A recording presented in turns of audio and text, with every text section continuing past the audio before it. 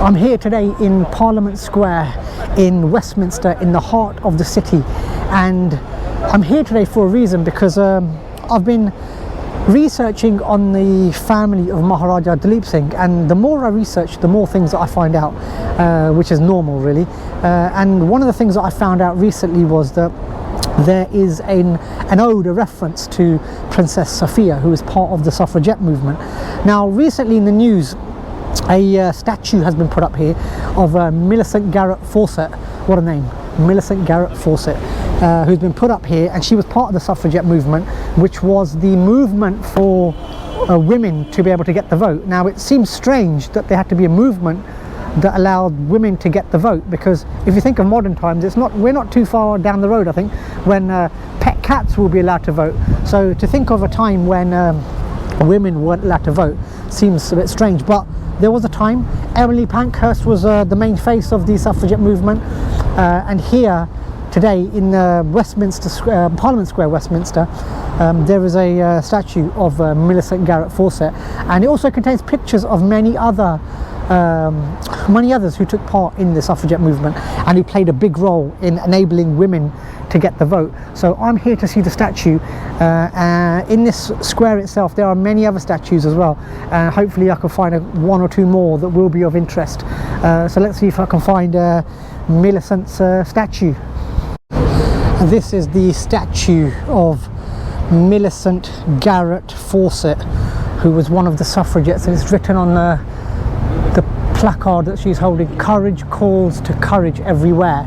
And there's a lot of people that are associated with the suffragette movement, and this one here is the picture of the Princess Sophie.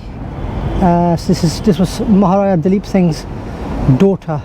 And if I could just, because it's getting dark, just going to see if I can get some light shone in here. So you got Sophia Duleep Singh, 1876 to 1948. If I can read that, it's just that the lighting's down, just to try and get that. So she's also been honoured in this suffragette movement.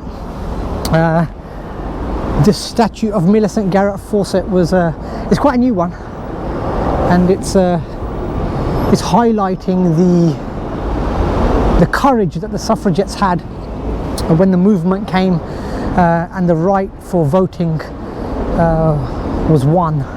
And so it's quite interesting to see that there is a recognition of Princess Sophia, who had quite an integral role.